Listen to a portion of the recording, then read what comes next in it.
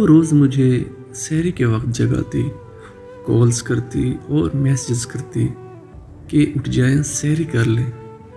میں جھٹ سے اس کے پہلے میسیج پہ جاگ جاتا، یا پھر یوں کہہ لیا جائے کہ مجھے انتظار ہی اس کے میسیج کا ہوتا تھا۔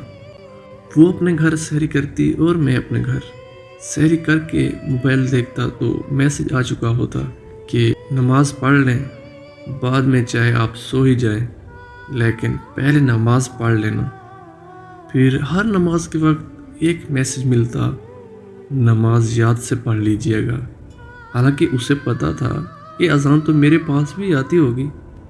افطار میں ایک میسیج آتا کہ افطاری کے بعد نماز نہیں بھولنا اور رات عشاء ضرور ادا کرنا۔ یہ باتیں مجھے بہت سکون دیتی، اتنی خوشی کہ میں ہر پل مسکراتا پھرتا۔ کہتے ہیں کہ اگر عورت سچی محبت کر لے تو ایک ماں کی طرح پرواہ کرنے لگتی ہے۔ اب کی بار تو ماہ رمضان کی مبارک بھی نہیں دی اس نے، اور میں اب کی بار نہیں بھولا اسے۔ مجبوریوں کی زد میں آ کے بھی اس سے محبت کرنا کبھی کم نہیں کرتا۔ اب کی بار مجھے الارم لگانا پڑتا ہے۔